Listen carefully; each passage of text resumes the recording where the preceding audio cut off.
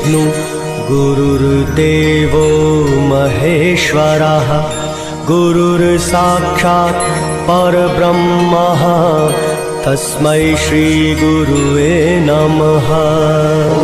गुरुर्ब्रह्मा गुरुर्विष्णु गुरुर्देवो महेश्वरा गुरुर्साक्षात् परब्रह्म तस्मै श्री गुरुवे नमः।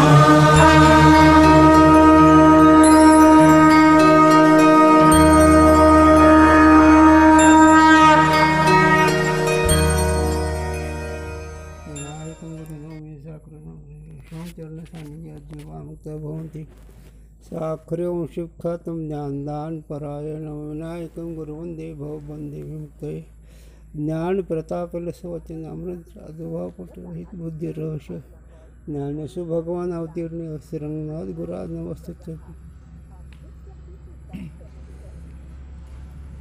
प्रश्न अहम वृत्ति विषय कूटस्थ और आभास का भान क्रम से अथवा क्रम बिना होवे है।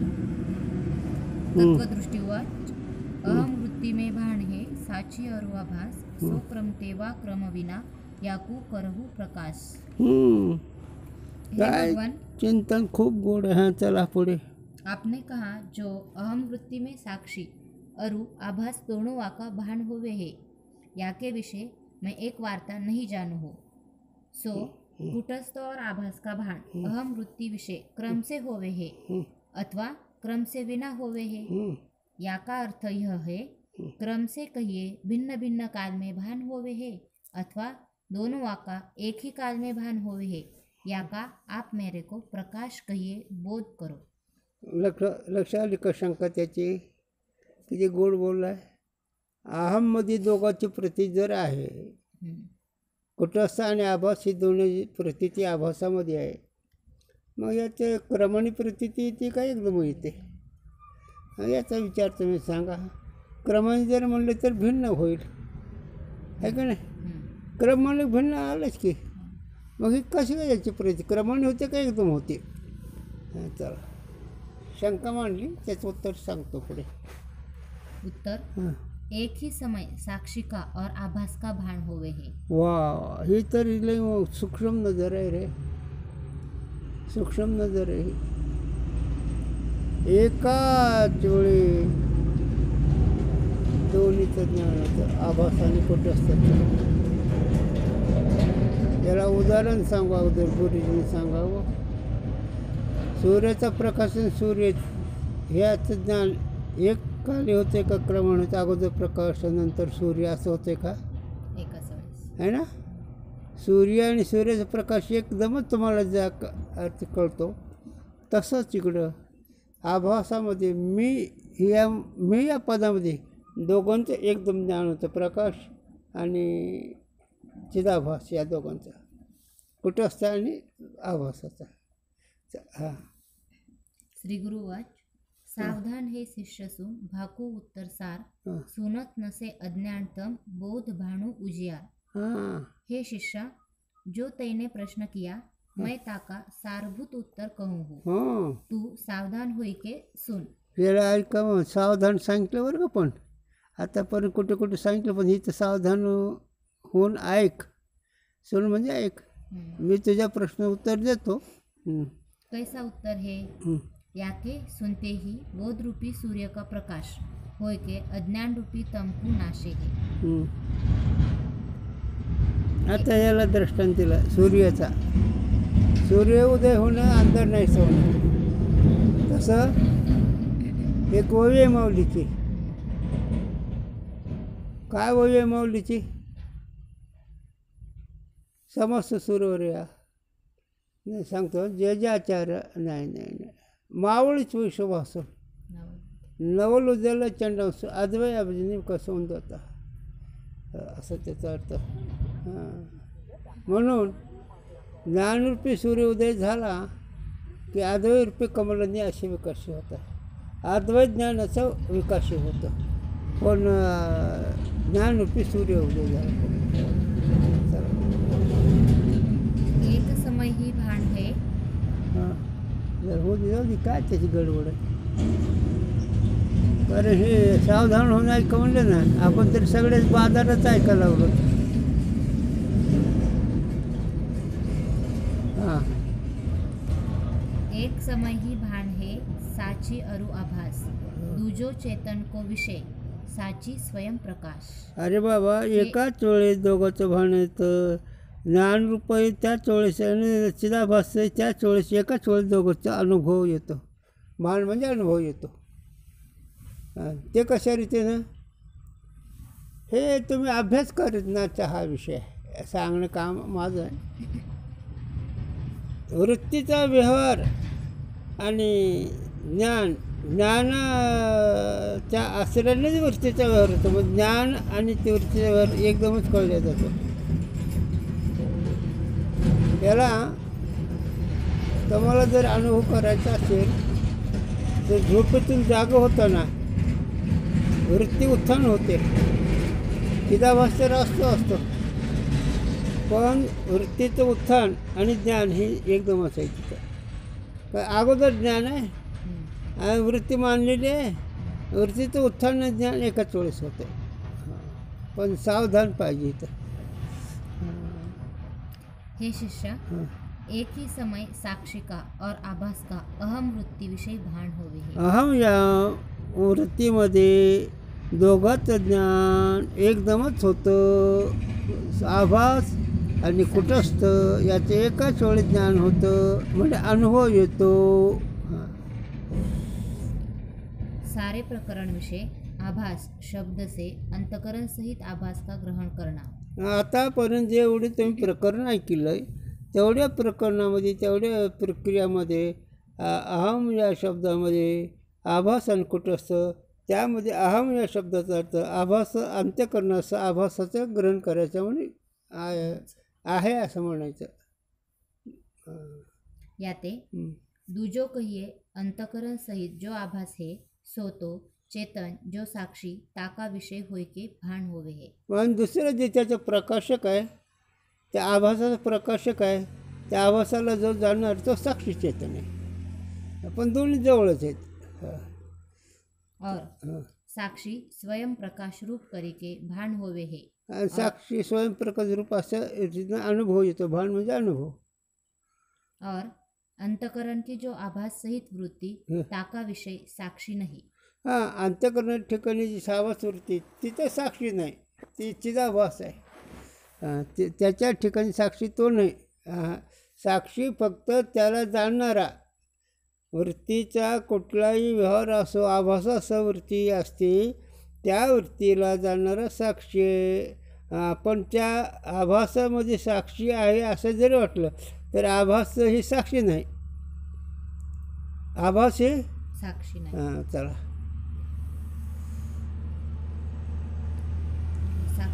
साक्षीच्या सहाय्याने व्यवहार करतो. वास- साक्षी त्याच्यात साक्षीच्या मध्ये साक्षीच्या सायने व्यवहार होतोच की वृत्तीचा. और घटादिके बाहिर के पदार्थन विषय तो ऐसी रीति है जब इंद्रिय का और घट का संयोग होवे तब इंद्रिय द्वारा अंतकरण की वृत्ति निक्स के घट के समान आगर को प्राप्त होवे है. जैसे मूषा में गैर्या जो ताम्र ताका भूषा के आकार के समान आकार होवे है, तैसे अंतकरण की वृत्ती भी घट के आकार के समान आकार होवे है. हो, आता बाहेरच्या पदार्थात ज्ञानाची रीती सांगायला लागले. अंत्यकरणाची वृत्ती इंद्रियद्वारे जाऊन त्या पदार्थाच्या संबंधी होते, पदार्थ आकार होता ज्ञान होतं. याला जसं दृष्टांत दिला, विहिरीतलं पाणी आणि पाटातलं पाणी. विहिरीतलं पाणी तेच पाटातलं पाणी. आणि त्या डोबीमध्ये किंवा त्या वाफ्यामध्ये जातं, पण पाणी एकच आहे. फक्त उपाधीमुळे त्याला वेगळेपणा नाव. तरी पण इथे एकच करायचं आहे. ते पदार्थाचं ज्ञान, अंत्यकरणाची वृत्ती इंद्रियद्वारे जाऊन त्या पदार्थाच्या आकाराची होती, तेव्हा ज्ञान होतं. सो वृत्ती आभास विना नहीं होवे है. पण वृत्ती आभास नाहीच की. वृत्ती चैतन्याबरोबर, चैतन त्याच्याबरोबरच असं आभास रूपी चेतन मात्र. कारण चेतन सोडून वृत्ती नाहीच. आणि चेतन ही वृत्तीमध्ये आहे, आणि चेतन वृत्तीमधलं आहे ते आभास रूपी आहे. चेतन वृत्तीमध्ये आहे ते कसं आहे? आभास का बरं? वृत्ती सत्वगुण आहे आणि सत्वगुण असल्यामुळे तिथं कुठंच चैतन्याचं प्रतिबिंब पडलं ते आभास असतोच. म्हणजे वृत्तीसह आभासासह वृत्ती असतेच, म्हणून त्या पदार्थाचं ज्ञान होतं. नुसती वृत्ती ज्ञान करू शकत नाही, नुसती वृत्ती आवरण नाही शकत आणि त्याला ज्ञान होते ते आभासाला होतं.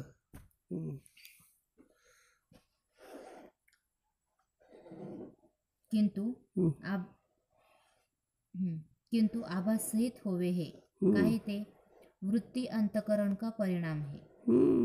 अंतकरण का जो परिणाम ताकू वृत्ती कहे हे. अंतकरण परिणामावर काय म्हणायचं? वृत्ती.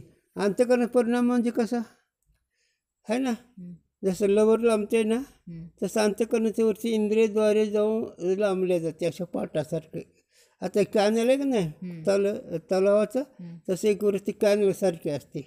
म्हणून अंतकरणाची वृत्ती डोळ्याद्वारे निघून त्या घटापर्यंत जाते आणि घटाच्या आकाराची होते, पण ती असं लंबाईमान होती. आणि हा लंबाईमान जो परिणाम आहे तो अंतकरणाचा आहे. अंतकरणाच्या परिणामाला काय म्हणावा? वृत्ती म्हणावं. परिणाम म्हणजे असं लंबाईमान होणं. आता इथं थोडंसं विषय एक आहे की काम क्रोध बी अंतकरणाचे परिणाम आहेत आणि अंतकरणाची वृत्ती हे परिणाम आहे. मग काम क्रोधाला वृत्ती का म्हणत नाही? अरे काम क्रोधाच्या वेळेस विकारी वृत्ती असते, तो विषयाला जाणत नाही, काम क्रोध तिथं थांबून त्याला नाचवतो आणि अंतकरणाची वृत्ती बाहेर जाऊन पदार्थाचं ज्ञान करून घेते. म्हणून वृत्ती वेगळी आहे आणि काम क्रोध धर्म वेगळे आहेत. असं काम क्रोध धर्म अंतकरणाचेच आहे, वृत्ती अंतकरणाचेच आहे. मग दोन्ही सारखेच असल्यानंतर नाही तसं नाही.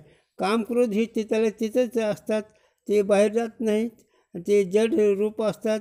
वृत्ती सात्विक असल्यामुळे ते जातं. आणि काम क्रोध हे अंतकरणाचे तमगुणाचे परिणाम आहेत. वृत्ती सत्वगुणाचा परिणाम आहे. पहिला त्यात वृत्ती हे अंतकरणात सत्वगुणाचा परिणाम आहे आणि काम क्रोध हे तमगुणाचे परिणाम आहे. तमगुणाच्या परिणामावर ज्ञानाचा व्यवहार होत नाही. सत्वगुणाच्या परिणामाच्या वृत्ती आहे त्याच्यामुळे त्याला ज्ञानाचा व्यवहार होतो. नाही एखाद्या तुम्ही सांगता अंतकरण परिणाम वृत्ती, दुसरे विचार अंतकरण परिणाम काम क्रोध भेद, मग त्याच्याकडून विषयाचा प्रकाश का होत नाही? अरे काम क्रोध अंतकरणाचे परिणाम जर असले तर तमगुणाचे आहेत आणि सत्वगुणाचे आहेत. जैसे अंतकरण सत्वगुण का कार्य होने ते स्वच्छ है, याते अंतकरण विषय चेतन का आभास होवे है, तैसी वृत्ती भी स्वच्छ अंतकरण का कार्य है ना. अगोदर अंतकरण कोणत्या गुणाचं आहे? सत्वगुणाचं आहे. आणि तसेच अंतकरण जसे सत्वगुणाचं कार्य स्वच्छ आहे तसं वृत्ती पण अंतकरण सत्वगुणाचं कार्य असलं ते स्वच्छच आहे. स्वच्छ जिथं असेल त्याचा आभास असतो. याते वृत्ती विषय चेतन का आभास होवे हे. याला एक उदाहरण देतो, एक मिनिट.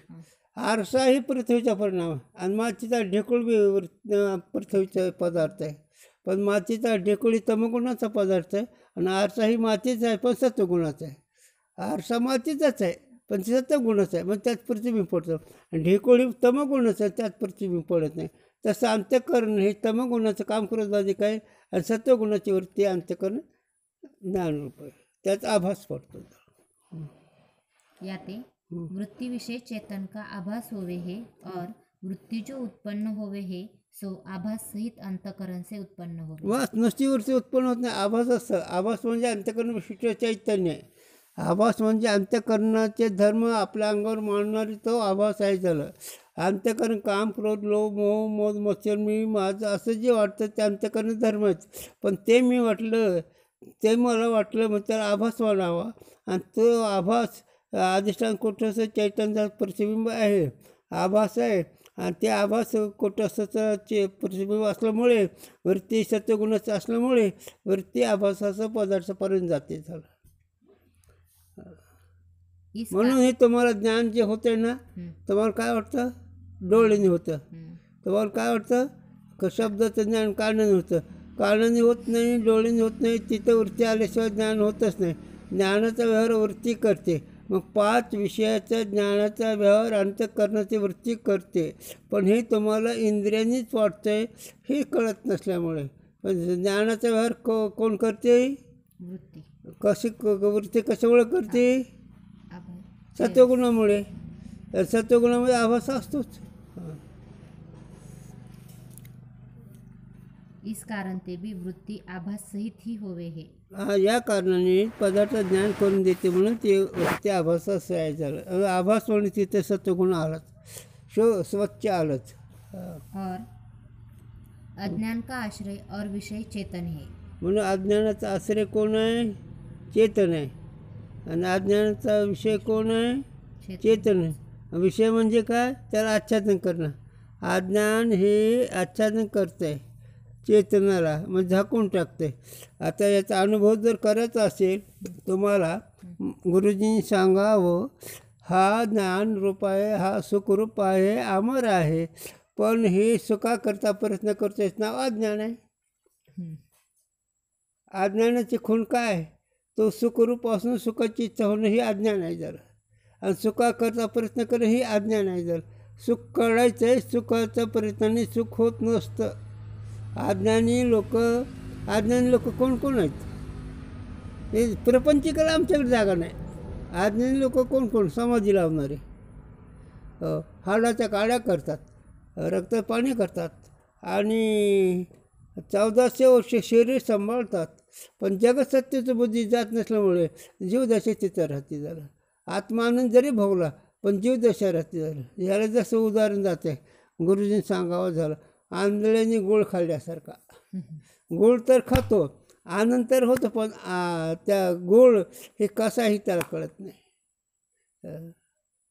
केव्हा आंधळ्याच्या हातात किती पैसे दिले, पैसे आहेत पण ते कसे आहेत, किती आहेत कोणास ठाऊक. तसंही त्यांची बोंब आहे. तुम्ही मेलेले उंदरे रे, तुम्हाला किंमत नाही इकडे, पण तुमच्या भाग्याने मिळावं लागलं हे. अरे ज्याने हाडाच्या काड्या केल्या, रक्ताचं पाणी केलं, त्यानं लवकर कळालं आहे. आणि ते माझ्या गुरुजींनी सहज आमच्यासारखं महापापी चंडाळाचा उद्धार केला आहे. साधूंची शक्ती एक. तुका म्हणे आले समर्थाच्या म्हणा. तुकोबारा म्हणते जर समर्थाच्या म्हणत आला तर काय गाढवाचे घोडे करू आम्ही दृष्टीपुढे. ते गाढवाचे घोडे करतात साधू, असा त्याचा अर्थ आहे. म्हणून ना कुटस्थ अहमपदामध्ये दोन्हीचं ज्ञान होतं. बाहेरच्या पदार्थाचं ज्ञान अंत्यकरणाचा परिणामवरती त्याने होते आभासवृत्तीनं.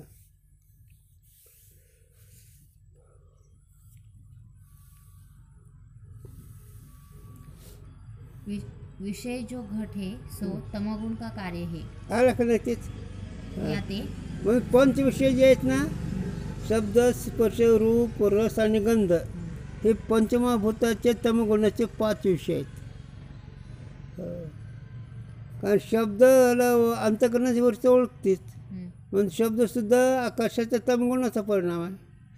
पंचविषय पंचमहाभूताच्या तमगुणाचे आहेत. स्पर्श वायूच्या तमगुणाचा विषय आहे का नाही? रूप अग्नीच्या तमगुणाचा विषय आहे. रूप. रस जलाचा तमगुणाचा विषय आहे. आणि गंध पृथ्वीच्या तमगुणाचा आहे. हे 5 विषय 5 ज्ञानेंद्रियकडून कळले जातात. तरी पण 5 ज्ञानेंद्रियांनी कळत नाही. 5 ज्ञानेंद्रियाच्या द्वारे वृत्ती विषयापर्यंत जाते.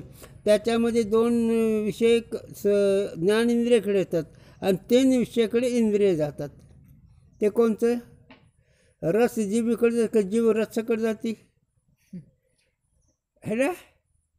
मग आणखीन गंध नाक जाते गुंदापर्यंत, गंध येतो नाकापर्यंत. म्हणजे 2 विषय इंद्रियकडे येतात आणि बाकीचे 3 विषयाकडे इंद्रिय जातात. कसे जातात? शब्द ऐक, कान गेलं तिकडं, डोळे तर आहेच, त्वचा, असं आहे. म्हणून 3 ज्ञानेंद्रियकडे, 3 ज्ञानेंद्रिय विषयाकडे जातात, 2 ज्ञानेंद्रियाकडे विषय येतात. तरी पण या ज्ञानेंद्रियाच्या द्वारे अंतःकरणाची वृत्ती जाणते. इंद्रियांनी जाणू शकत नाही. इंद्रिय एक द्वार आहेत. हे 5 ज्ञानेंद्रिय त्या वृत्तीला जायचे द्वार आहेत, दरवाजा आहे त्याला. ज्ञानेंद्रिय एक सत्वगुणाचं नाव आहे त्याला. वास्तविक हे वृत्तीला जायला द्वार आहेत. ज्ञानाचा व्यवहार कधी वृत्ती करते? गुरुजींनी सांगावं, व्यवहार तेवढा वृत्तीचाही झाला. पण काय जीव इतका रसातळाला गेला, उगं बघावं लागतं.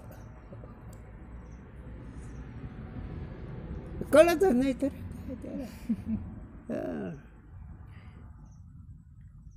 विषय जो घट है सो तमगुण का कार्य है, याते स्वरूप से जड़ है और ताके विषय अज्ञान और ताका आवरण है. म्हणून घटाच्या ठिकाणी अज्ञानाचं आवरण आहे आणि त्याचं अज्ञान आहे झालं. म्हणून आवरण वृत्ती काढते आणि प्रकाश त्या घटात ज्ञान करून देतो. वृत्ती आता जड पदार्थ आहे. आता हे जड पदार्थ आहे. या जड पदार्थाच्या ठिकाणी दोन आहेत, अज्ञान बी आहे आणि आवरण बी आहे. आता इथपर्यंत काय तुम्ही म्हणता काही कळत नाही म्हणता, ह्या पदार्थ काय कळत नाही हे अज्ञान झालं. आणि ही तर दोन, एक अज्ञान आहे आणि एक आवरण आहे. मग आता अंतःकरणाची वृत्ती डोळ्याच्या द्वारे निघून आभासासह असणारी वृत्ती ह्या पदार्थाच्या आकारची वृत्ती होती आणि त्यातला जो आभास असतो त्या पदार्थाला जाणतो. वृत्ती पदार्थाच्या आकारचे होऊन वृत्तीमध्ये असणारा आभास असतो त्या वृत्तीला जाणतो. तसं अंधारातल्या पदार्थाला काठी लागते आणि कंदील लागतो. अंधारातल्या पदार्थाला जाण्याला कंदील लागतो आणि काठी लागते. अंधारातल्या पदार्थामध्ये एक घट आहे, त्याच्यावर झाकण टाकलं गेलं, झाकण काढण्याकरता काठी काढील आणि ती कोणता पदार्थ कंदील दाखवील.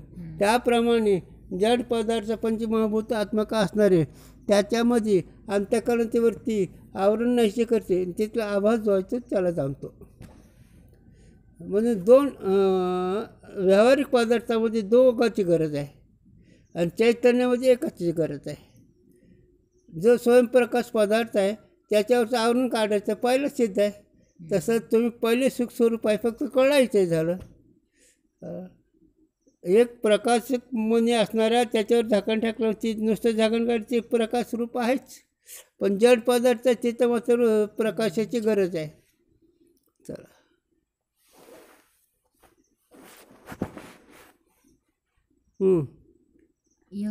यह शंका होवे है, अज्ञान और ताका आवरण विचार दृष्टि से चेतन विषय है, घट विषय नहीं. आता याच्यापेक्षा पुढं जसं रज्जोपाई चैतन्य सर्पाला अधिष्ठान आहे, रज्जूला अधिष्ठान आहे. रज्जू जड असल्यामुळे अध्यस्त पदार्थाचं अधिष्ठान होऊ शकत नाही. तसंच इकडं चेतनच आधार आहे त्या पदार्थाला. अज्ञान आणि आवरण ही चेतनावरच आहे, घट पदार्थावर नाही. अज्ञान ही चेतनाला झाकतं आहे, अज्ञान ही चेतनच्याच आश्रित आहे आणि अज्ञानाचं कार्य आवरण हे बी त्या चेतनालाच झाकतं आहे. कसं ते सांगू तुम्हाला. हे काय चष्मा, पण याचं अगोदर आहे या रूपात ज्ञान झालं का एकदम पदार्थ ज्ञान झालं. मग आहेला कुठं कळलं, तो एकदम पदार्थच म्हणलात. हां तसं आता ही वस्तू आहे, ही वस्तू काय आहे, कपडा आहे. पण कपडा आहे, पण त्या अगोदर सूत आहे का कपडा आहे. मग अगोदर सूतच पाहता नंतर कपडा म्हणता. तसं अगोदर आहे पदार्थ चेतन आहे आणि त्या चेतनच्या आश्रित अज्ञान आहे आणि अज्ञानाचं कार्य आवरण आहे आणि चेतन हे पदार्थाचं अधिष्ठान आहे आणि त्या अधिष्ठान पदार्थात जे असणारा पदार्थ त्याच्यावरचं दोन आवरण आहे. एक वृत्ती अज्ञान असणारं कार्य आवरण नाहीसे करते आणि प्रकाश त्याचं ज्ञान करून देतो. पदार्थ तमगुणच आहे.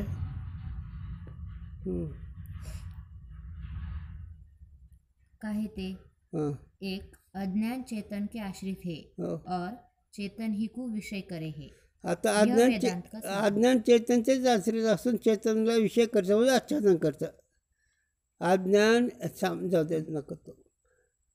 तुम्ही कळण्याकरता मन ह्याच्यात निवाडा करा बरं, वेगळे करा. मन आणि तुम्ही वेगळे करा.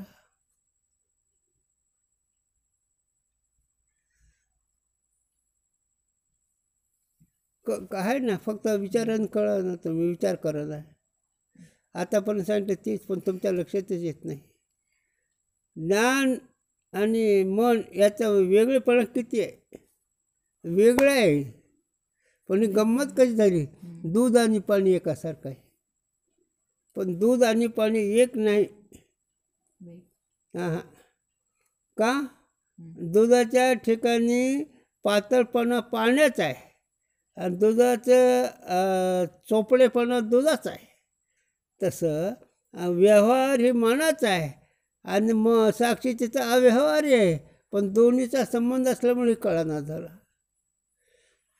म्हणून भ्रांताचं काम विषयावर आहे. तैसा हृदयामध्ये मी रामू आस्था सर्व सुखाचा आराम की भ्रांताचं काम विषयावर आहे. हे भ्रांत अज्ञानी लोक विषयाकडे पळायला लागलेत आणि साधक साधू आपल्या महिमेत राहू लागले, आपल्या तत्वाचा विचार करू लागलेत. आणि भ्रांताचं काम विषय कोणता विषय? सांग गुरूंच्या भाषात. एका शब्द सांग गुरूंच्या भाषात.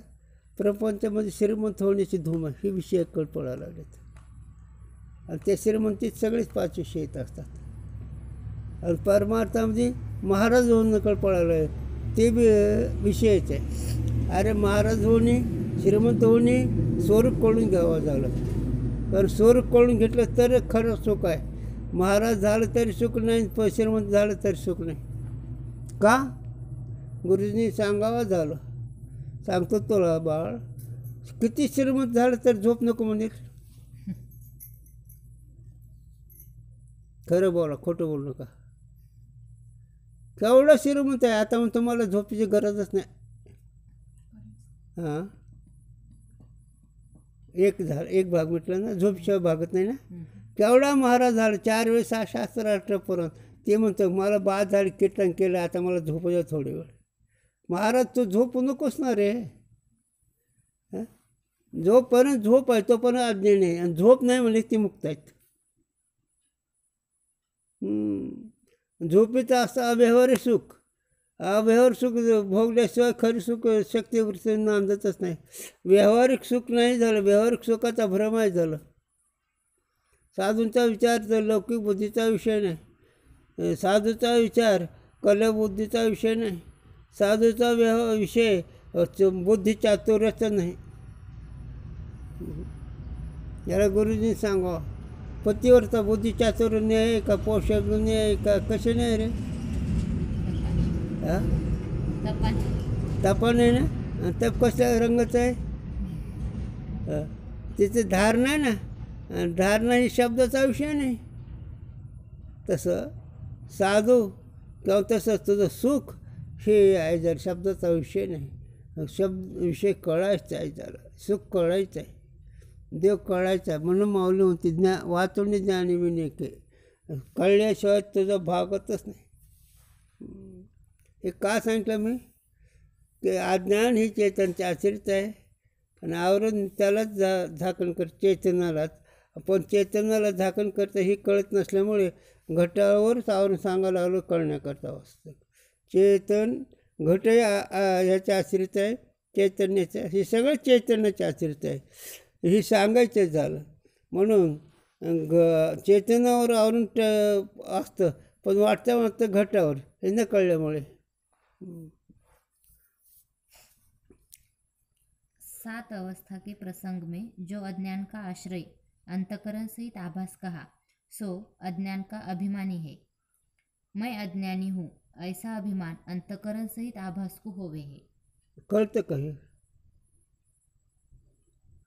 कुठं असतं प्रबुद्धात पडलं ते अंतकरण आहे.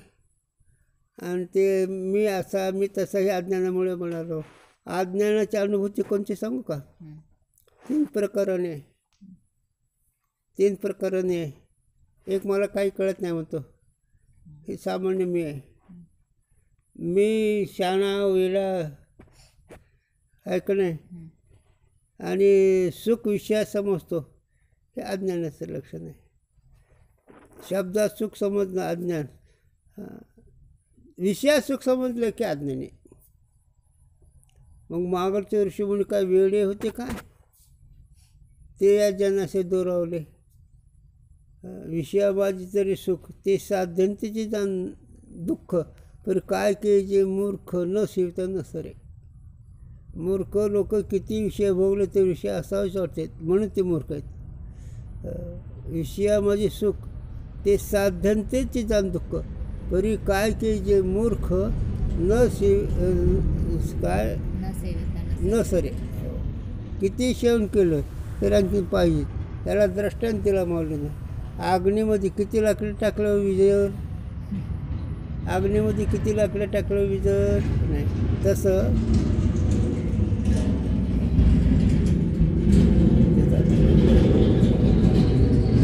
तसं किती बायका केलं सुख मिळेल गुरूंच्या भाषेत, किती पैसे मिळेल सुख मिळेल.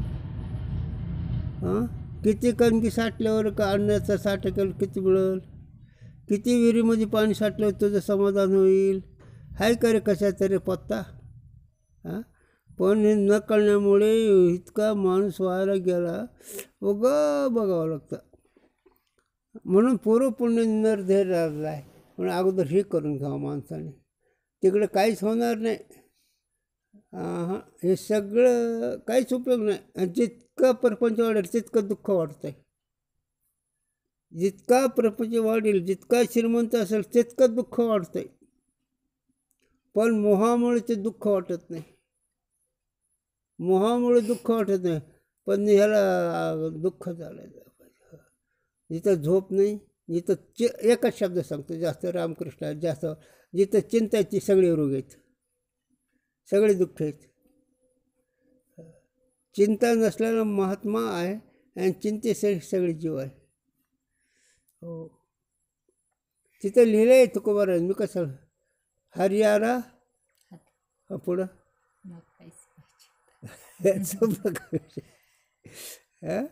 ज्याला स्वरूप प्राप्त झालं त्याला चिंता नाही ना, आणि ज्याला चिंता आहे त्याला स्वरूप प्राप्त नाही झालं.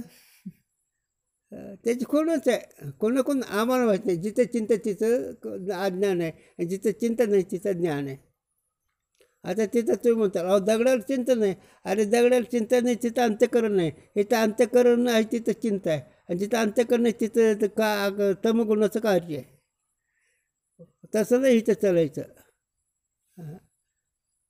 दगडाला चिंता, आज दगड आहे ना, ते दगडच आहे ना, तिथं अंतःकरण आहे का. जिथं बोलतो चालतं विद्या अभ्यास करतो चिंता आहे त्याचं नाव जीव, ते अज्ञान आहे. कोण चिंतावाले कोण नको सांगायला आम्हाला. का सांगूच चिंतन सांगितलं गुरुजींनी घ्यायला. सरदेच्या ब्रह्मेशी काळ गिळी, ज्याने जग निर्माण केलं त्याला काळ गिळतंय. तू कुठं बसलास रे लेखना. पाळीच्या विष्णूशी काळ पिळली, जे जगाला समोर त्याला काळ असं पिळतो, स्तोत्र करतो. आणि काळाचे महाकाळ करी होळी, शंकराला खाऊन टाकतो.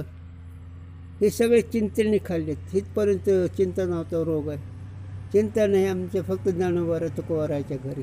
चिंता नाही गावी विष्णुदासाच्या घरी, घोष जे जे कार्य करतात त्याचे. चिंता नाही गावी विष्णुदासाच्या घरी, चिंता नाही गावी विष्णुदासाच्या घरी, घोष जे जे कार्य करतात ते. अहम ब्रह्मास्मी आनंदामध्ये रमतात झालं. हे बाकीचे कोण. आता ह्याच्यापेक्षा काय सांगतो मला. ते त्रिभुवनाचे मालक तिघच जण, त्यानं काळ खायला लागला आहे. तुम्हाला काय इडेल सासरसारखं माहेरसारखं नाही. हे परमार्थ वेगळं आहे. आणि तुकोबारा काय होता, काळ गोलाम करी सलाम तुकया घरी राबवतो. किंवा तुकोबारा काय म्हणता, जगा काळ खायला आम्ही माथा दिला पाय. जगाला काळ खातो पण आम्ही त्याच्या माथ्यावर पाय दिला झाला. ही संतांची मालिका असे.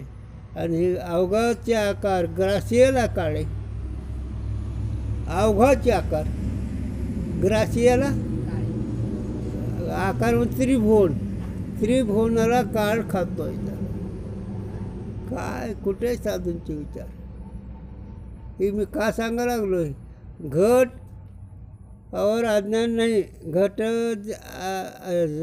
साक्षी चैतन्य असणार आहे. किंवा चैतन्याचे ठिकाणी अज्ञान आणि आवरलं आहे, मग त्याला झाकलं म्हणून. पण वाटतं घटाला, कारण घटाचं अधिष्ठान चेतन आहे, आणि ते चेतन अज्ञानाचं आश्रय आहे. नका लांब जवळ थांबा, जवळ थांबा. हं? तुम्ही देह आहेत का काळे आहेत का गोरे आहेत?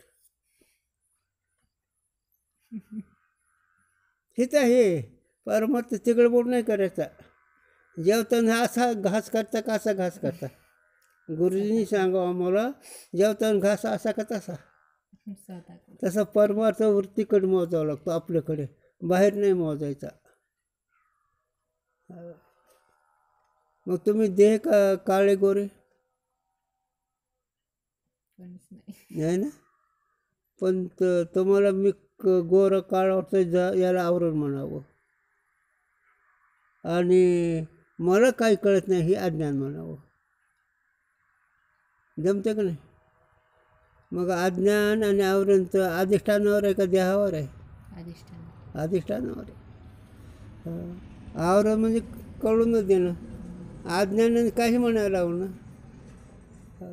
सांगू तुला नाथ महाराजांचं म्हणणं सांगतो. नाथांनी सांगितलं, राजा समन शेजेवरी. राजा कुठे आहे? फुलाच्या गादीवर आहे. तो पोहळला असे निज मंदिरी. ते कुठं झोपला? निज मंदिरामध्ये, स्वतःच्या जागेत खोलीत. तो स्वप्न होणे भिकारी. राजा स्वप्नात भिकारी झाला आणि त्याच्या घरी भीक मागे. भीक मागतो आवरण, आणि स्वप्नाचं कारण अज्ञान. आणि त्याच्या घरी म्हणजे कोण आहे? अंतेच कुणाला म्हणावं? फार वाईट. अंतेच फार वाईट. अंतेच वेगळं, अनुल वेगळं, अनुलोमच वेगळं. वर्णाश्रमाच्या दृष्टीने अंत्यजाला जात नाही. वर्णाश्रमाच्या दृष्टीने अंत्यजाला जात नाही. आणि लोमच आणि अनुलोमच संकरित झालेले. नाताचा भाग होतो आता तुम्ही म्हणजे मी वरचं कळ. संकरित असणारे त्याला अनुलोमच. तुमच्या भाषेत सांग दासीपुत्र. वास दासी म्हणजे कोणत्या जाती ठेवलेली असते, आणि त्या दासीचे पुढे दास, आणि त्या दासीच्या पोटच्या दासाने दुसऱ्याची दासी ठेवली, त्याला अनुलोमच म्हणावं. हे नाताचा भाग होता, त्या म्हणायचं नाही हे. म्हणून परमार्थ किंवा प्रपंच तरी असं बारीक निरीक्षण करावं लागते. अनुज आहेत का, लोमज आहेत का, अंत्यज आहेत का, कोणा ठोक. कर्मशास्त्र आहे. आणि हे सगळे लक्षात आलं मग परमार्थ होतो. म्हणजे माझ्या वडिलांची आठवण झाली. काय तुम्ही शहाणा म्हणा की मूर्ख म्हणा, माझे वडील म्हणायचे काही हलके जातीचे लोक आलं अकर्माशी. आमच्या वडिलांमुळे तुमच्या पोराला आमची पोरगी 5 चक्कर करून. ते म्हणले मी जेवण थायचं पण असं महार काला करायचं नाही. ते पोरं आपण काही करून राहते, पण मी आहे तो पण काही करू देणार नाही. असं त्याने महार ठेवलं. त्याला माझं काय म्हणणं, पण मी माझ्या हातात नाही करू द्यायचं कुठली भानगड. हे पवित्रतेचं लक्षण असतं. आता तरी बोलायचं कामच नाही त्याला. मी इतकं का सांगितलं, आच्छादन अज्ञान कसं असतं. आच्छादन आवरण कसं आहे. आवरण कशाचं कार्य आहे? अज्ञानाचं. अगोदर अज्ञान, नंतर आवरण. आवरण काय करू? वस्तू कळू देत नाही, नकळण्याचा भर होतो. आणि याचं जर काही कारण असेल तर अज्ञान. अज्ञान म्हणजे पुन्हा दुसऱ्या भाषेत तुला ज्याची गरज तेच तू आहेस, आणि त्याच्याकरता नकळणं हेच अज्ञान आहे. तुकोरांचं बोलणं आहे. तुकोरा म्हणते मी सांगू का रे, हो सर्व सुखाची आशा जन्म गेला. संपलं की विषय. आशा अज्ञान आहे का नाही? कशाची आशा आहे? सुखाची. तिथं नाही लिहिलं सर्व सुखाची. सर्व सुख म्हणजे ब्रह्माची. सर्व सुखाची आशा जन्म गेला.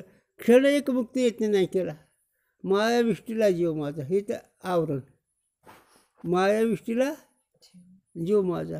मग मायाविष्टीला म्हणजे मायाने ताब्यात घेतल्यावर काय विषय नाही मग. हे काय इतकं बोललो मी. आवरण कशाला म्हणावं? मायाविष्टीला आणि सर्व सुखाची आशा आज्ञा. इथं अज्ञान आलं. कोणाकोणाला असलो आशा?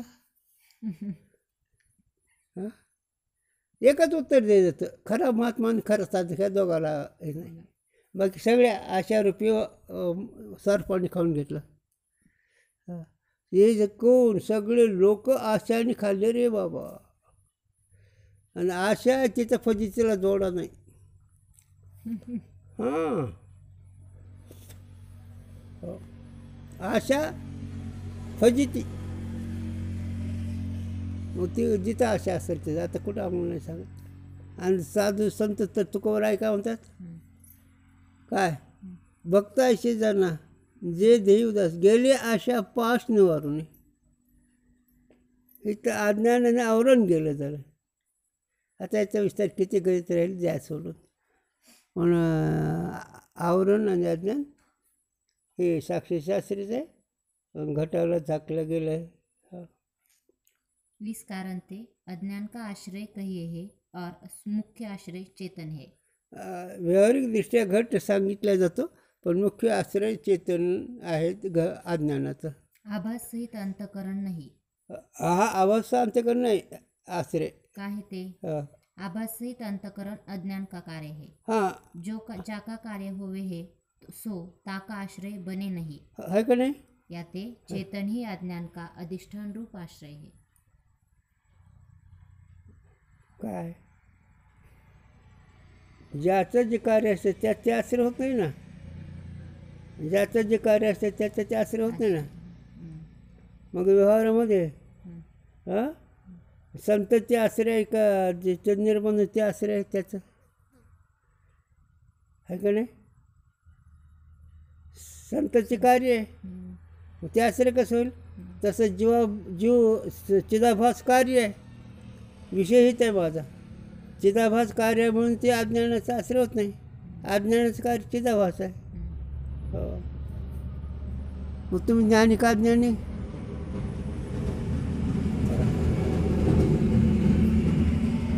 कसं आहे समजा आम्हाला काय करायचं काय. पण एकदा काय झालं, मला काही साधूची आठवण येतात. गाडगे महाराज एक महात्मा होता, साक्षात्कारी महात्मा होता. गुरुजीने आम्हाला तिकडं पाठवलं. आम्ही म्हणलं गुरुजी काय जास्त बोलायचं नाही, सायंटिड करायचं. गेलो गाडगे महाराजाकडे पाहिलं. खास महात्मा होता. आणि ते अंबाजोगाईला आले आणि कीर्तन करत करत म्हणले आम्हाला इथं एक गाडीवर लावणी मिळेल का हो? बघा तिकडे तिकडे सगळं आम्हाला गाडीवर लावणी पाहिजे. काय बोलू सगळे म्हणजे सांगतो, जेवढे वकील आहेत तेवढे लवाडायचे. किती गाड्या लवाडी, तसे जीव जेवढे तेवढे लवाडायचे.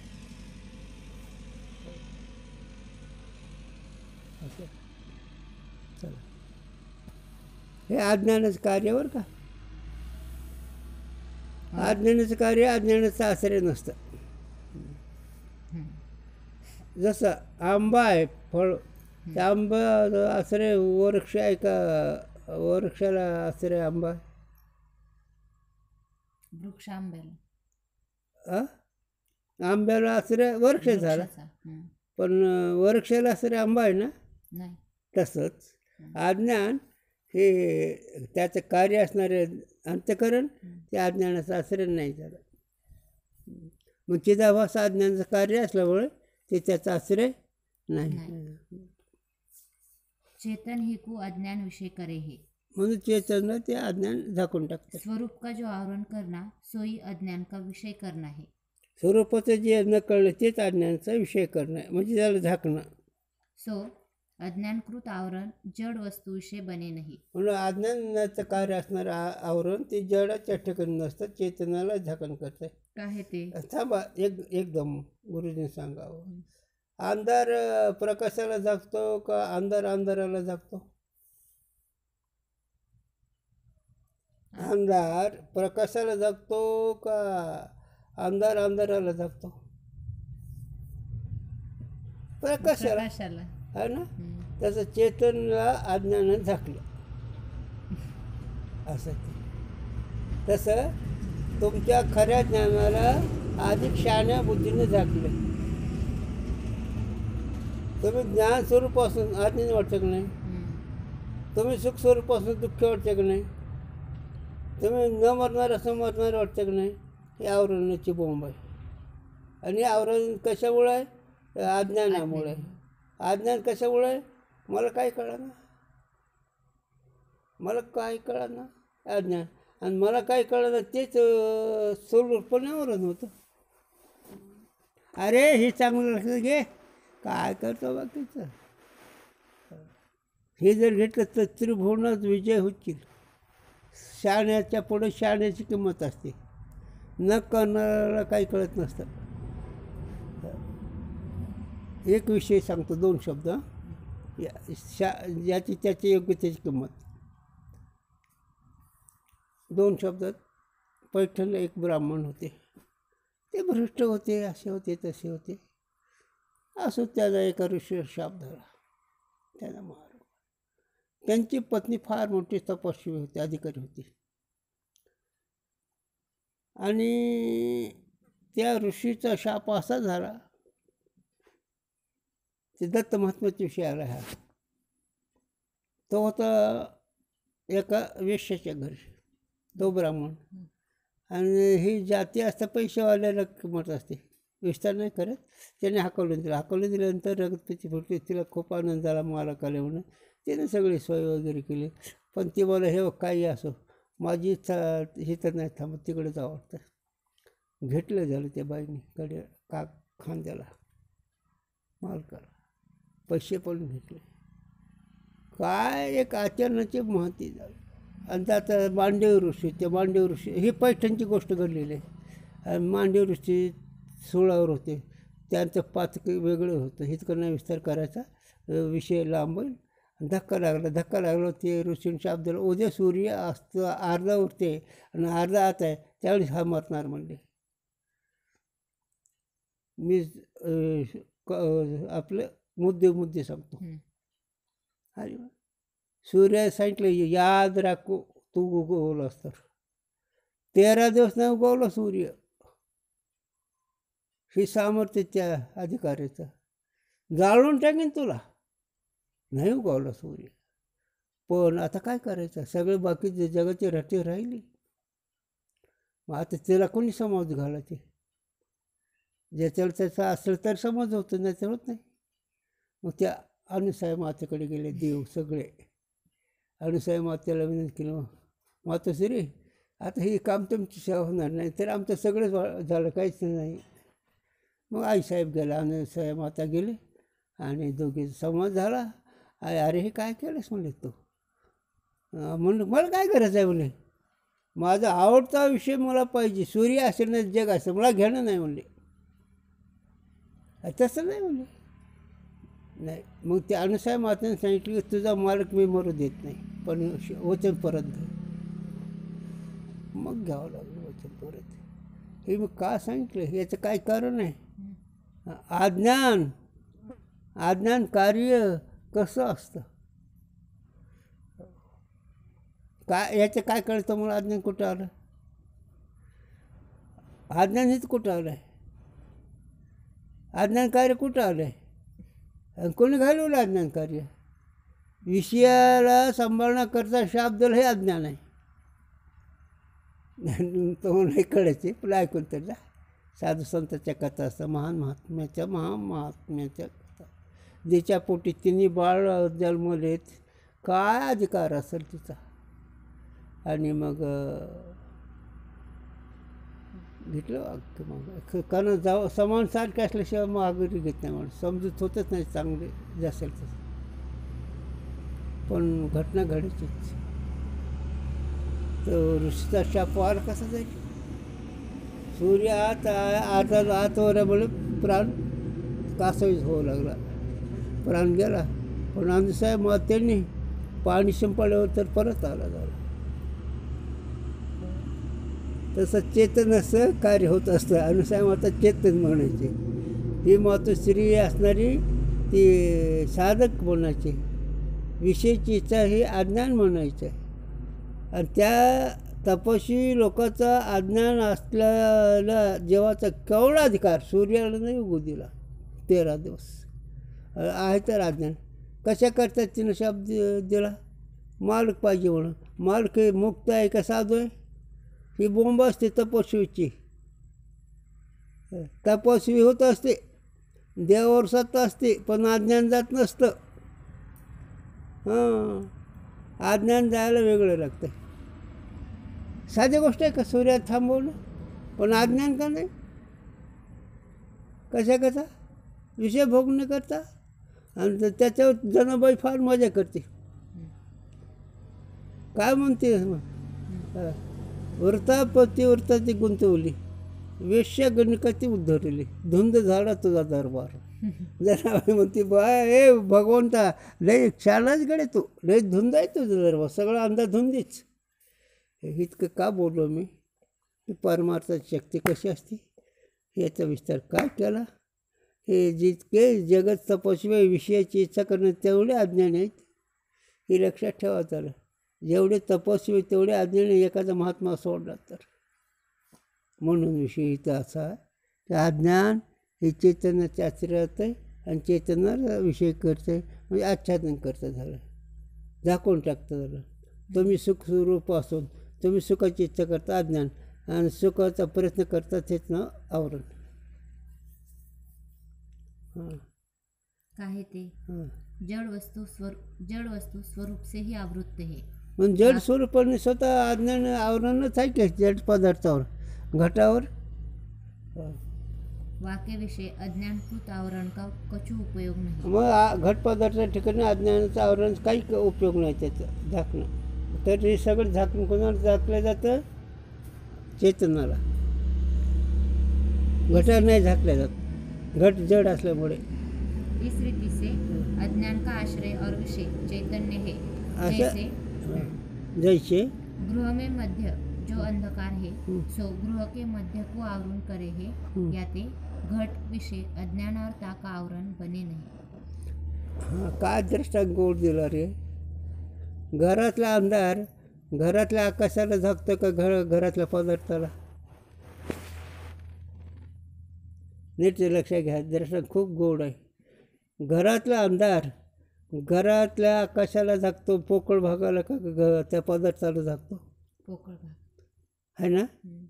कशाला? आकाशाला. हां, घरातल्या आकाशाला अंधार झाकतो का ना, का घरातल्या पदार्थाला? मग तसं अंधारासारखं अज्ञान चेतनाला झाकतं आहे, तिथं पदार्थाला नाही झाकत. आहे का नाही? कसं लिहिलं आहे तसं अज्ञान तुमच्या सुखाला कळू देणं का कोणाला? सुखाला. आणि अज्ञान किती तुमच्या जवळच आहे.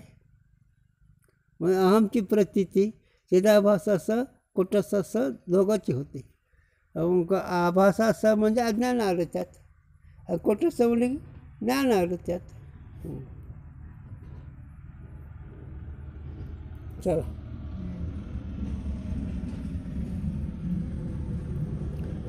ताका बाहर के पदार्थ विषय वृत्ति और आभास दोनों का उपयोग है. हां, आता ते बाहेरचे घट पदार्थ तिथं दोघांचे आभास आणि याचे दोन्ही कोणाचे? वृत्ति और आभास हा, वृत्ती आणि दोनों का आभास या उपयोग. दोघांचा उपयोग आहे. तीस विषय अज्ञान आवृत्ति घट का उदाहरण. त्या ठिकाणी अज्ञान आवरणाचं काय? घट का उदाहरण. घटाचं उदाहरण दिलं, दृष्टांत दिला. यह समाधान है जैसे चेतन स्वरूप से भिन्न सत असत में विलक्षण अज्ञान चेतन के आश्रित है. काय परत वाचलं? वाचू. काय नीट वाचा. जैसे चेतन स्वरूप से भिन्न सत असत में विलक्षण अज्ञान चेतन के आश्रित है. हां, आता चेतन हे अनिरुचीने आहे आणि चेतनाच्या आश्रित असणारं अज्ञान ते बी अनिरुचीने आहे. पण हे अनिरुचीने काय मिळेल? हे अनिरुचीने प्रत्ययाला येतं, पण ज्ञानाने बाद होत आहे. अज्ञान अनिरुची आहे म्हणते ना, नाही म्हणते ना. घ्या ना लक्षात. तुम्ही लांब कशाला जाता तुम्ही? तुम्हाला दुःख होते का नाही? साक्षीला ना नाही हां मनाला मनाला.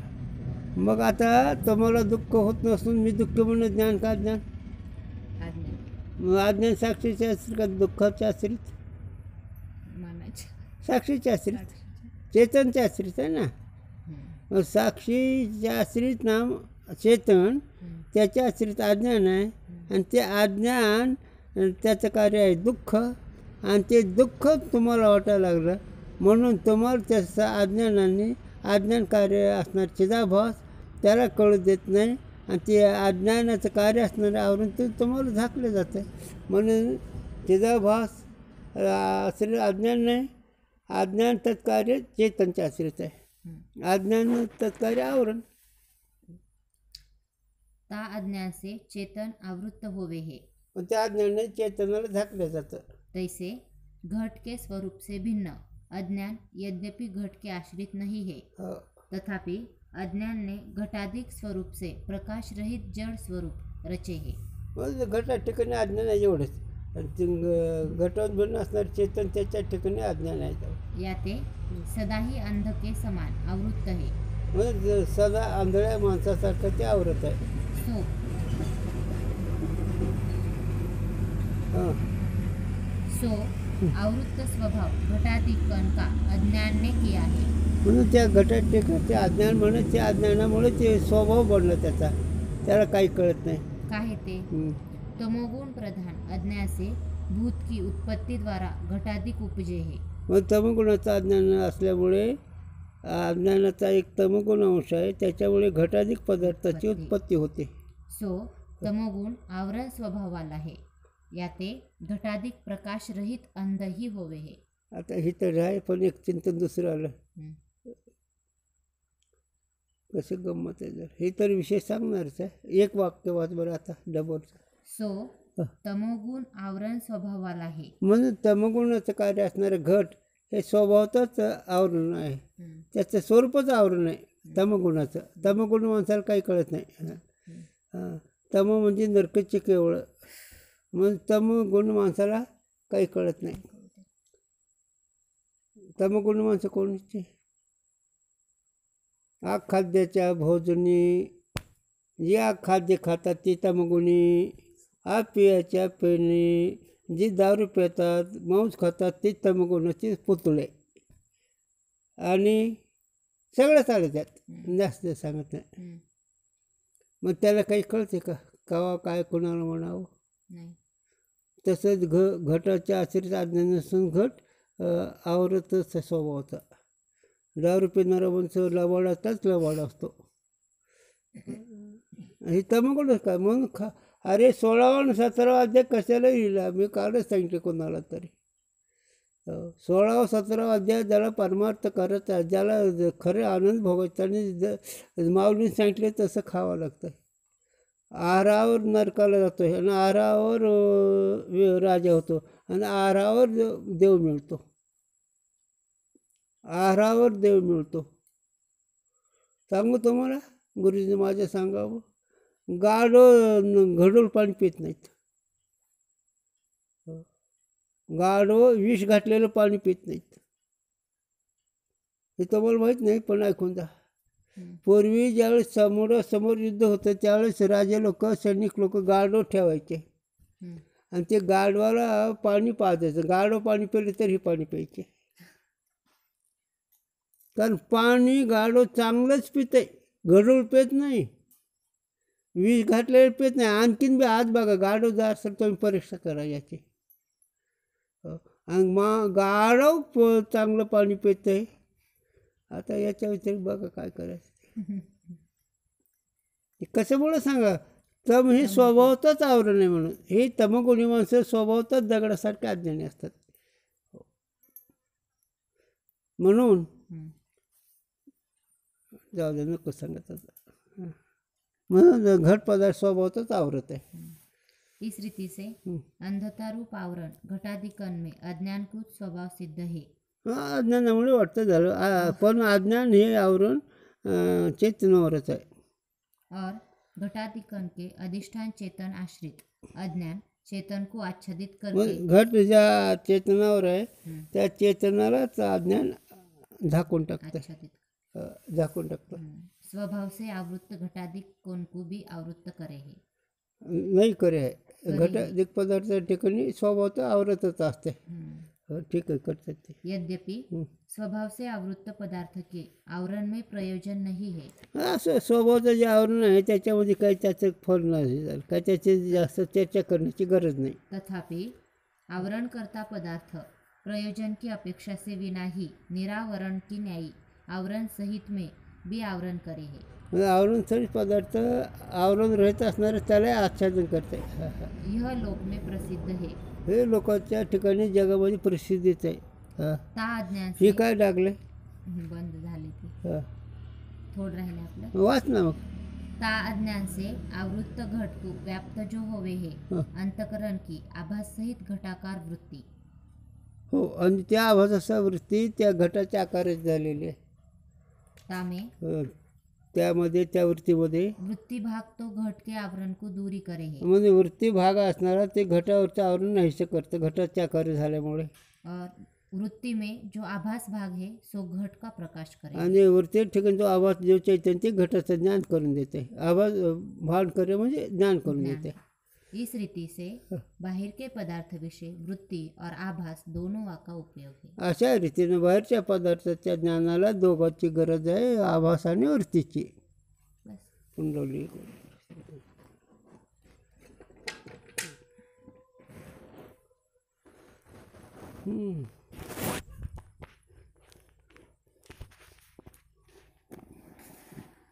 आता त्या गोळ आहे.